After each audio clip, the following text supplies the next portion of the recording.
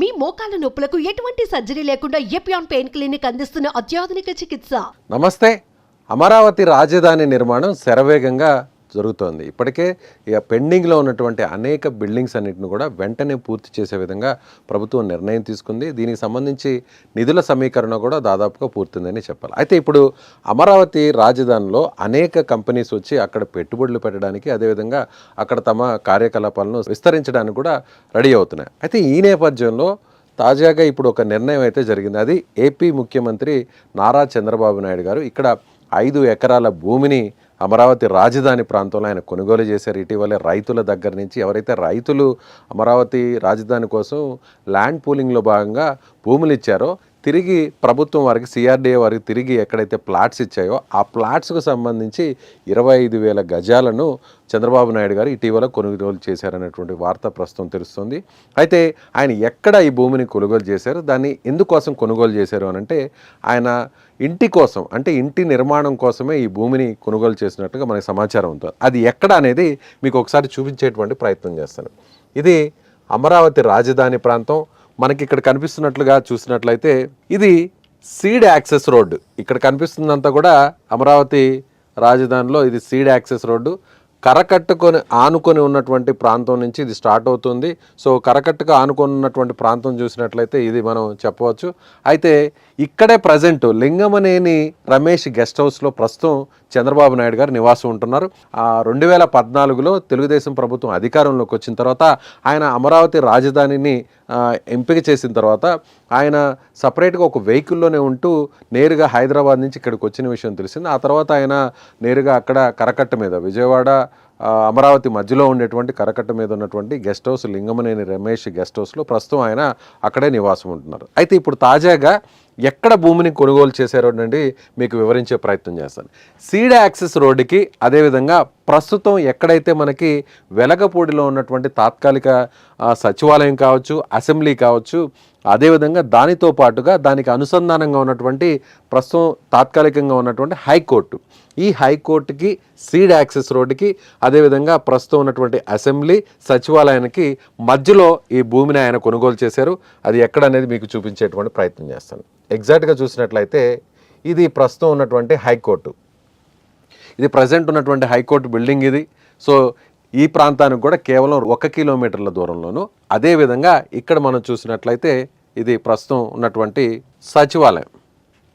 So ఇది అమరావతి రాజధానిలో ఉన్నటువంటి సెక్రటరేట్, సో సచివాలయం ఈ ప్రాంతానికి కూడా దగ్గరగా ఉంటుంది. ఇది సీడ్ యాక్సెస్ కూడా చాలా దగ్గరలో ఉండేటువంటి అవకాశం ఉంది. ఇక్కడ ఆల్రెడీ మందడం అనేటువంటి ప్రాంతం ఉంది. మందడం ప్రాంతంతో పాటుగా వెలగబుడి ప్రాంతం కూడా ఉంది. అంటే వీటన్నిటితో పాటుగా చూసినట్లయితే ఎటు అయినా సరే, అదేవిధంగా వీటికి సంబంధించినటువంటి ఏపీ యూనివర్సిటీ కూడా దగ్గరలోనే ఉంటుంది. అంటే ఎటు చూసినా కూడా కవర్ అయ్యే విధంగా రైతులకి ఎక్కడైతే ప్లాట్స్ ఇచ్చారో ఆ ప్లాట్స్ ఇచ్చినటువంటి ప్రాంతంలోనే రైతుల దగ్గర నుంచి ఆయన కొనుగోలు చేశారు. అది ఎక్కడనంటే ఇక్కడ ఈ ప్రాంతంలో ప్రస్తుతం మనకు ఆయన ఇంటిని కొనుగోలు చేసినటువంటి పరిస్థితి. ఎగ్జాక్ట్గా చూసినట్లయితే ఈ ప్రాంతం అనుకుంటే ఇక్కడ నుంచి ప్రస్తుతం తాత్కాలికంగా ఉన్నటువంటి సచివాలయం, అసెంబ్లీ కేవలం 1 కిలోమీటర్ 1.5 కిలోమీటర్లు ఉంటుంది.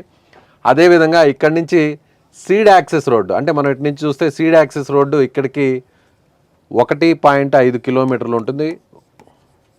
అదేవిధంగా ఇక్కడి నుంచి ప్రజెంటు హైకోర్టుకు కూడా దాదాపుగా 1 నుంచి 1.8 కిలోమీటర్లు 1.8 కిలోమీటర్లు ఉంటుంది. అదేవిధంగా ఇక్కడి నుంచి విట్ యూనివర్సిటీకి దాదాపుగా 2 నుంచి 2.5 కిలోమీటర్లు ఉంటుంది. అంటే ఎటు చూసినా కూడా రాజధానికి మధ్య ప్రాంతంలోనే ఆయన అక్కడ భూమిని కొనుగోలు చేశారు. అక్కడ ఆయన నివాసం కోసం, అదేవిధంగా సెక్యూరిటీ అవసరాల కోసం ప్రత్యేకంగా అక్కడ ఒక భవనాన్ని నిర్మించడం కోసం, అదేవిధంగా ఒక పార్కును కూడా అక్కడ నిర్మించడం కోసం, అంటే విశాలమైనటువంటి విఐపీస్ ఎవరైనా వచ్చినప్పుడు అక్కడ పార్కింగ్ ఫెసిలిటీ ఉండడం కోసం కూడా ప్రత్యేకంగా ఒక స్థలాన్ని కూడా ఆయన కేటాయించబోతున్నారు.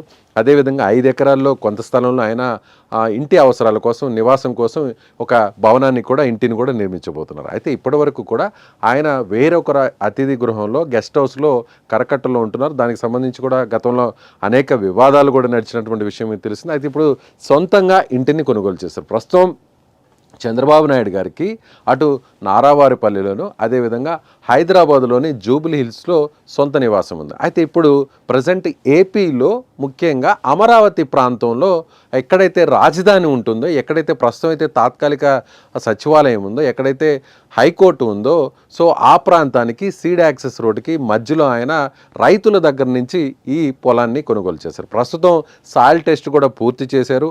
అంటే అక్కడ నిర్మాణాలు చేపట్టడానికి ఎలాంటి నిర్మాణాలు చేపట్టాలి, ఏ విధంగా అనే దానికోసం ప్రత్యేకంగా ఒక పరీక్షలు కూడా నిర్వహించినటువంటి పరిస్థితి. సో 5 ఎకరాల స్థలాన్ని చంద్రబాబు నాయుడు గారు అమరావతి రాజధాని ప్రాంతంలో నడిబొడ్డు ప్రాంతంలో ఆయన రైతుల దగ్గర నుంచి కొనుగోలు చేసి ఇప్పుడు తీసుకున్నారు. సో ఇప్పుడు వెంటనే ఓవైపు రాజధాని నిర్మాణం జరుగుతుండగానే ఓవైపు ఏదైతే అసెంబ్లీ భవనం, అదేవిధంగా హైకోర్టు భవనం, దానికి సంబంధించినటువంటి స్ట్రక్చర్ అంతా కూడా ఆల్మోస్ట్ రెడీ అయిపోయింది. దీనికి సంబంధించినటువంటి టెండర్లు కూడా పిలుస్తున్నారు.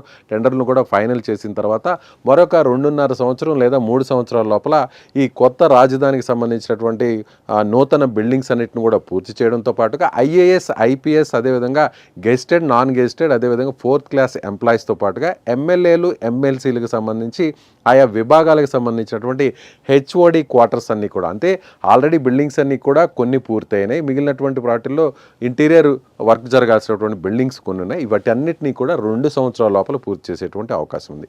ఈలోపే చంద్రబాబు నాయుడు గారికి సంబంధించినటువంటి ఇంటి నిర్మాణానికి సంబంధించినటువంటి పనులు కూడా స్టార్ట్ చేసి ఒకే టర్మ్లో అన్నిటినీ కూడా పూర్తి చేయాలనేది కూడా ఇప్పుడు చంద్రబాబు కుటుంబం ఆలోచిస్తున్నట్టుగా చూడొచ్చు. అంటే సాక్షాత్తు ముఖ్యమంత్రి గారే, చంద్రబాబు నాయుడు గారే అక్కడ సొంత ఇంటిని కట్టుకుంటే, ఓవైపు రాజధాని నిర్మాణం జరుగుతుండగానే ముఖ్యమంత్రి అక్కడే నివాసాన్ని ఏర్పాటు చేసుకుంటే విఐపీల రాకపోకలు, ప్రజాప్రతినిధుల రాకపోకలు, అక్కడ ఆటోమేటిక్గా ఆ ప్రాంతం అంతా కూడా డెవలప్ అవుతుంది. అటు రాజధాని అట్ ది సేమ్ టైం ఓవైపు నిర్మాణం జరుగుతుండగా మరోవైపు ఆయన ఇంటి నిర్మాణాన్ని త్వరగా, అంటే రాజధాని కంటే కూడా బిల్డింగ్స్ కంటే కూడా ముందుగానే ఆ ఇంటి నిర్మాణం జరుపుకుంటే సో అక్కడ ఒక హైప్ క్రియేట్ అవుతుంది. ఆల్రెడీ అక్కడ ఒక అభివృద్ధి జరిగేటువంటి అవకాశం ఉంది. ఆ ఇంటితో పాటుగా మరికొంతమంది విఐపీలు కూడా అక్కడే నిర్మాణాలు చేపట్టేటువంటి అవకాశం ఉంది. సో ఎటు చూసినా కూడా రాజధాని మీద పూర్తి స్థాయిలో ప్రభుత్వం ఫోకస్ పెట్టింది. చంద్రబాబు నాయుడు కూడా అదే స్థాయిలో ఇప్పుడు ఫోకస్ పెట్టారనే చెప్పాలి. సో మీరేమనుకుంటున్నారు? చంద్రబాబు నాయుడు గారు అక్కడ నివాసాన్ని ఏర్పాటు చేసుకోవడానికి, అదేవిధంగా త్వరలోనే ఇంటి నిర్మాణాన్ని కూడా చేపట్టబోతున్నారు కాబట్టి మీ అభిప్రాయం ఏంటో కామెంట్ రూపంలో తెలియచేయండి.